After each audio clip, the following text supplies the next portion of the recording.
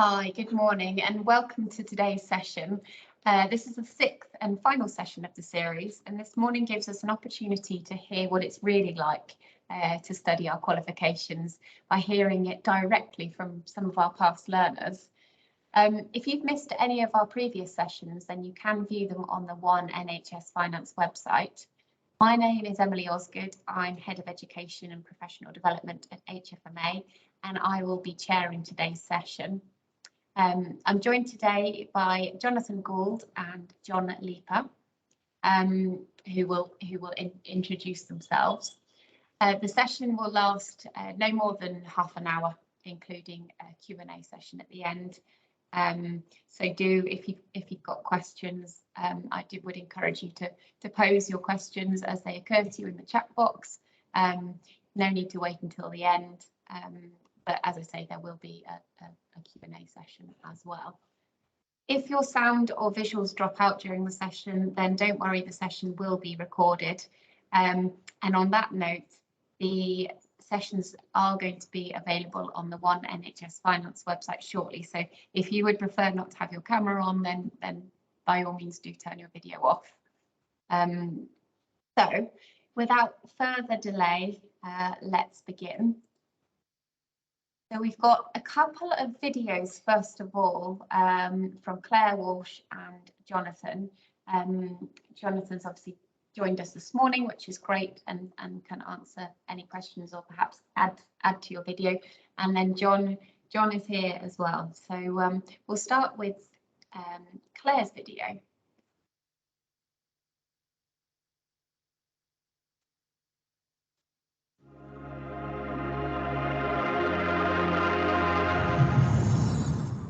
My name is Claire Walsh. I'm a finance manager for NHS England and Improvement in the North West region. I look after direct commissioning budgets for primary dental and public health. I'm currently studying for an advanced higher diploma with HFMA.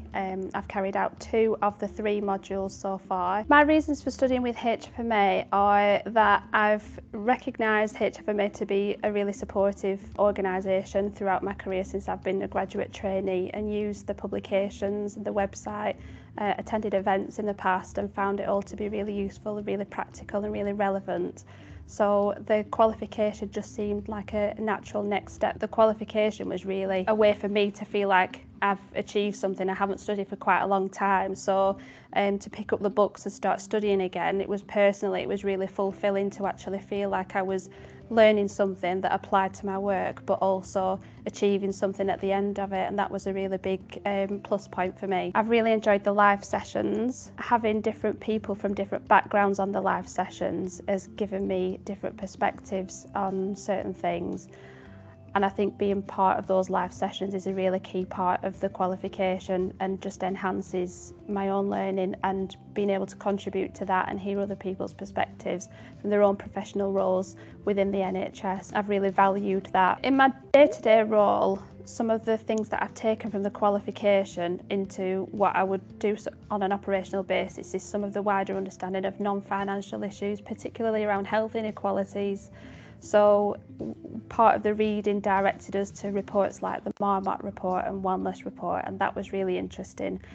Once it came to at work supporting commissioners with business cases or investments, having that understanding of the wider implications and decisions and impacts of some of the things that they were working on. So if I was to offer someone some advice who was starting to study with HFMA, I would definitely say make sure that as soon as you're able to access the online learning environment, to go onto it straight away. Look at the information that's in there, particularly some of the studying tips as well, but also look at all the topics within the module that you're going to be learning throughout the course of the module, because that helps to give you that longer term sort of view on what you're going to be touching on when, and there might be some topics that you might be more familiar with and others that you're not, so you can plan your time a little bit with that.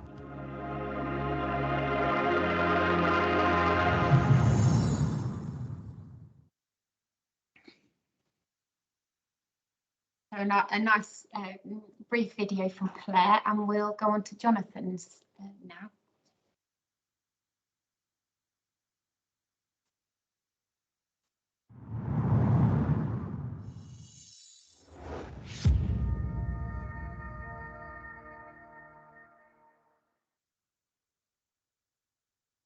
At the time, I wanted to do some personal development. It seemed obvious the place to start would be the HFMA. The attraction was to widen my knowledge. I hadn't done any sort of formal study for some time, recognising you've got to try and take the opportunity to do more development, and this seemed the ideal opportunity. So it was very much trying to understand more about how to overcome some of the problems that everybody's facing across the health sector at the moment. Now, the benefits that I've had and brought for day-to-day is drawing on as much research as possible, a lot of work that other people have done. So we were quite fortunate in the system that lots of different organisations within the Shropshire system had carried out individual bits of study, which touched on many of the areas that we were looking at. So it was a question of sort of trying to use the approach I'd used during the studies to bring those all together to try and get one sort of true north, or one overall objective that all the pieces of work and analysis that had gone on already, although independent, had led to the same conclusions, were able to support the investment that we're trying to do. So it gave me a bit of a structured approach, a structured framework to pulling together the rationale for the business cases on the financial side, as well as the improving the patient outcome side of things as well. It was good to have a chat to other people across different organisations, just to get their perspective on their part of the health economy, some of the areas they were looking at and focusing on. So good to talk to sort of GPs and other people in the acute sector, and from commissioners to get their perspective of things. And there were also people from the private sector. So we had people who were developing pharmaceutical products and developing equipment as well, medical equipment for robotic equipment as well. So that was all quite interesting. I think it's the people you meet which present the best opportunities. Unexpected challenge. I don't know if it was unexpected. We were sort of all warned that it would be a bit of you'd have to do a bit of work for this to do these studies, and that was true. Yeah, you had to sort of set time aside and try and get into a routine. Well, I had to get into a bit of a routine of putting time aside quite regularly to spend time going through the material, putting time aside for reading all the material as well, and sort of the reading on the around topics, as well as the detailed understanding of the one you're particularly looking at. So that was a challenge. I think the other challenge was having not worked in an academic style before, having to produce papers or assignments that conform to the way that academic papers are written. Just takes a bit of a different approach, really. But once you get into the swing of it, you can use it going forward. It actually turns out to be really quite useful. I mean, it's going to be different for everybody how people wish to work, but I certainly found a lot of benefit from having to put the time aside and forcing yourself to read around the topics. There's areas that, once you start reading around areas of interest, it sort of expands out a bit. So then you've got the challenge of trying to bring it back in again. But it is just very interesting to to hear about other perspectives on some of the challenges that you may be facing, and how other people have dealt with it or not dealt with it very well. So so going back to how you plan for it, I think it is putting time aside to make sure you can get the most out of the studies. And it's the age-old thing, which I think I was taught was never very good at. That it's good to sort of try and make sure that you cover all the curriculum and all the information and all the study over the period that you've got to study it, and don't wait till the last minute. But of course, everybody knows there's going to be a bit of that. That's the way it works, for me anyway. So you can plan as best you can, but I think it is just forcing yourself to just read as much as you can around the topics to get the most out of it.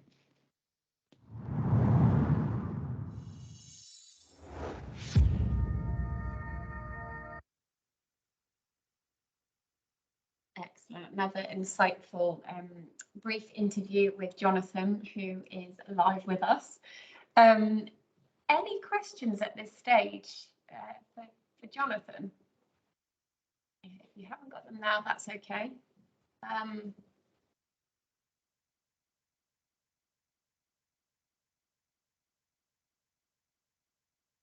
I guess a question from me, Jonathan. What did you enjoy most about studying the qualification?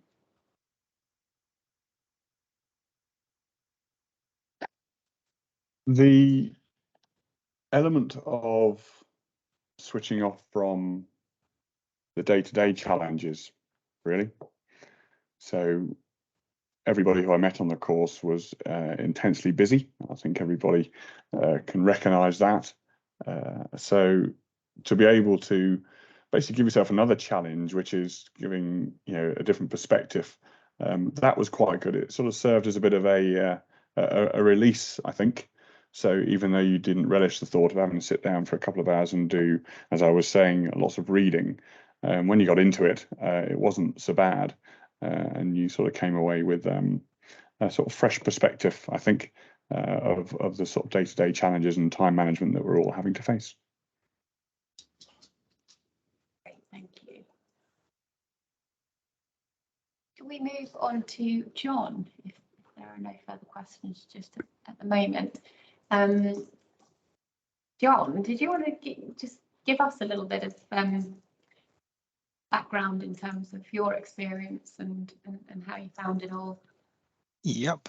So my name's John Leiper. I'm Assistant Director of Finance at North Cumbria Integrated Care, which is an acute and community trust.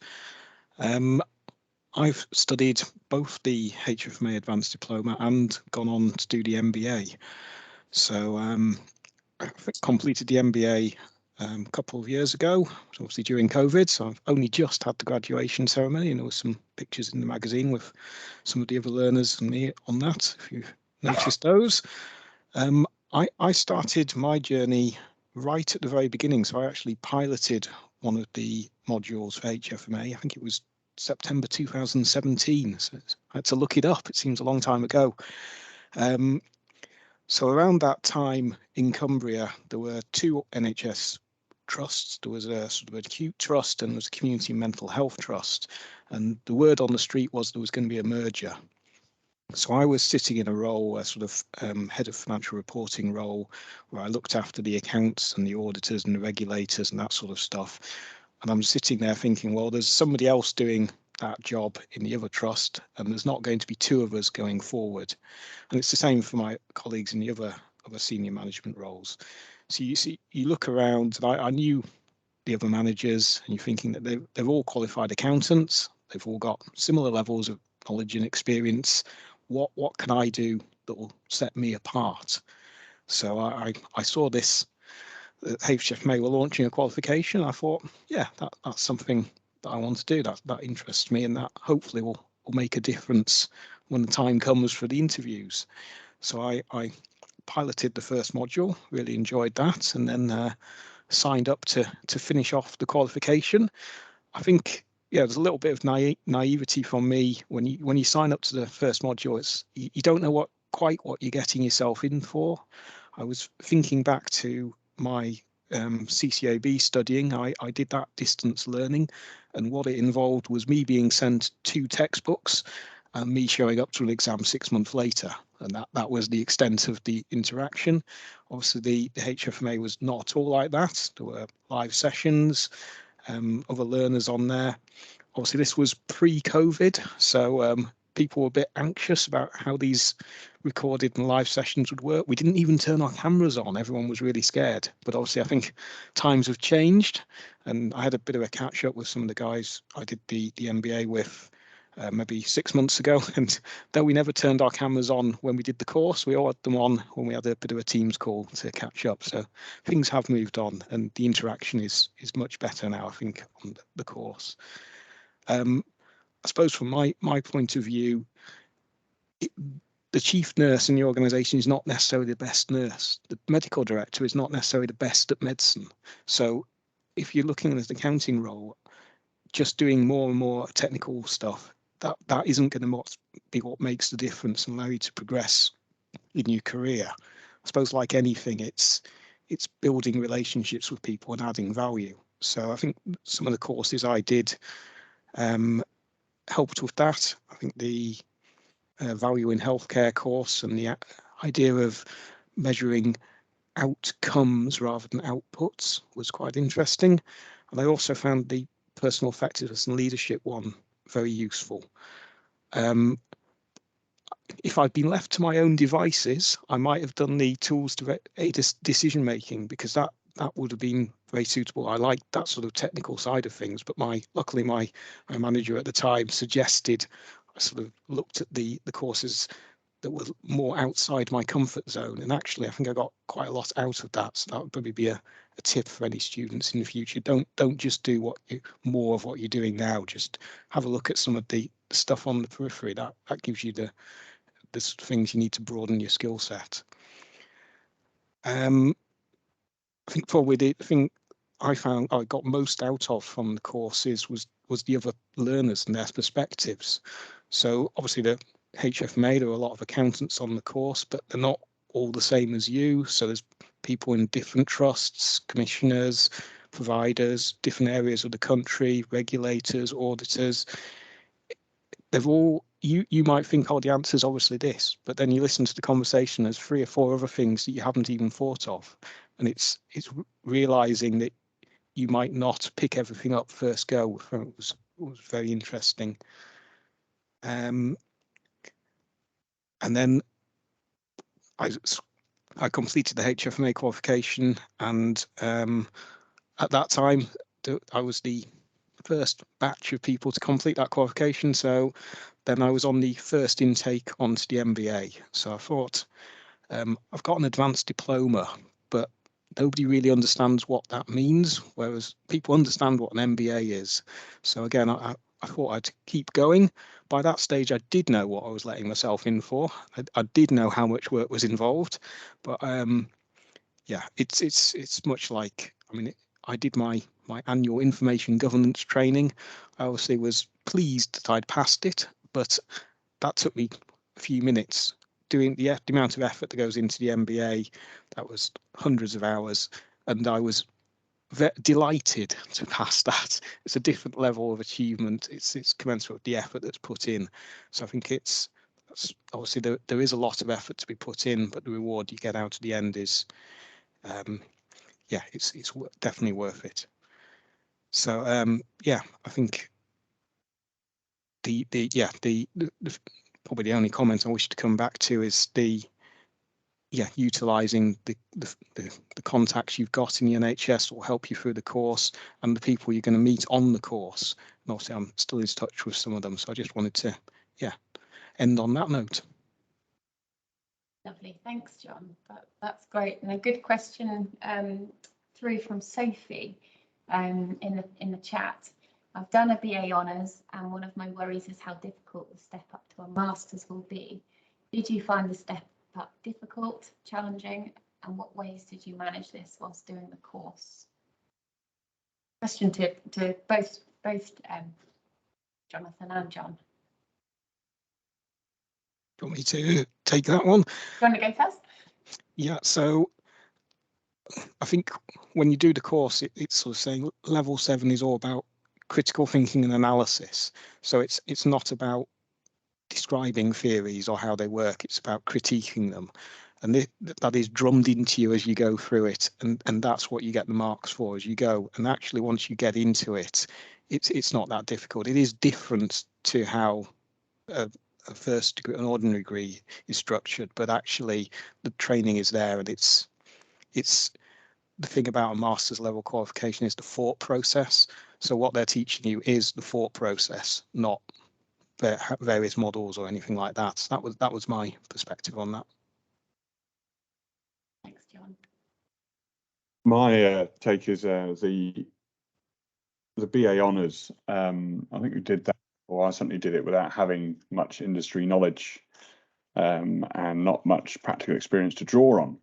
Whereas with these qualifications now, I'm just starting the MBA element now, and the amount of hours that John has just said is scaring me to death. But anyway, but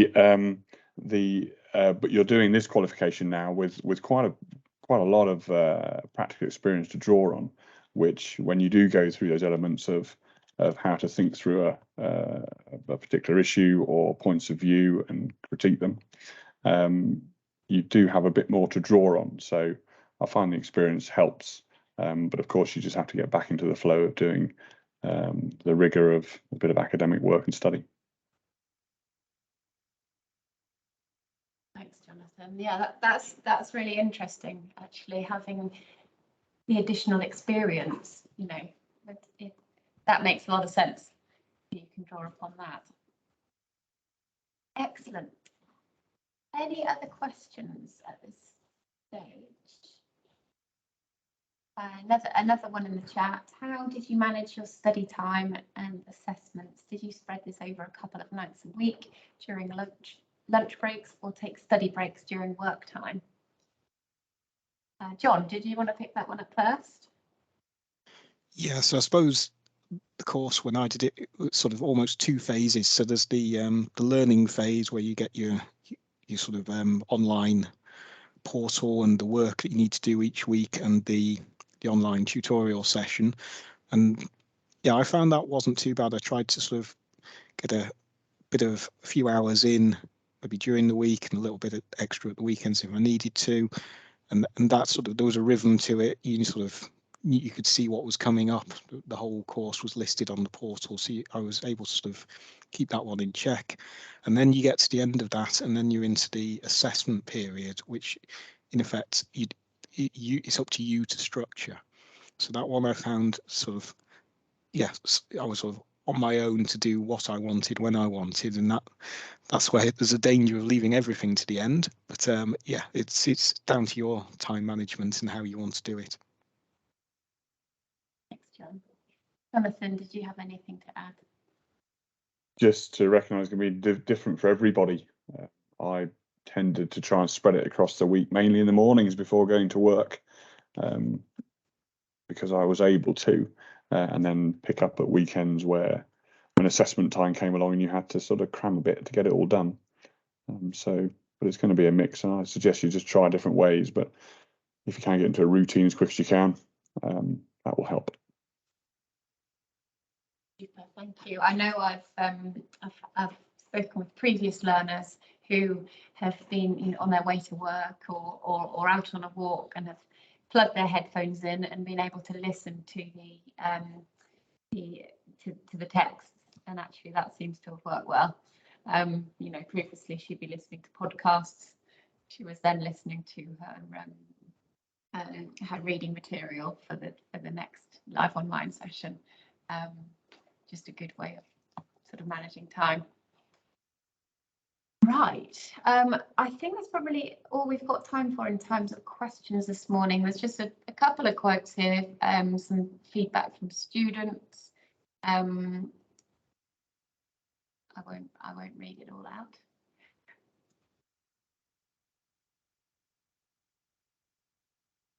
But if anybody has any further questions, then do reach out to us, and we'd be very happy to answer them. So as I said, that concludes our informative sessions. But do go and have a look on the One NHS website, where you can have a look back and see what's been covered. At the beginning, we talked about the qualification as a whole, the structure, how it all worked. We've had a couple of weeks where we've met with the tutors and they've done some detail around what their modules cover. We've had a session with Northampton University, who we are partnering with to offer the final stage of the MBA. And then, of course, being able to hear from learners this morning as well has been really, really helpful. So that sort of concludes our sessions, and I just wanted to thank Jonathan and John for joining me this morning in presenting today's session, and of course a massive thank you to those of you listening in. The sessions are recorded, so do look out for them, and we look forward to hopefully welcoming you onto the qualification in the future. So Thank you very much for joining, and have a great day. Thanks.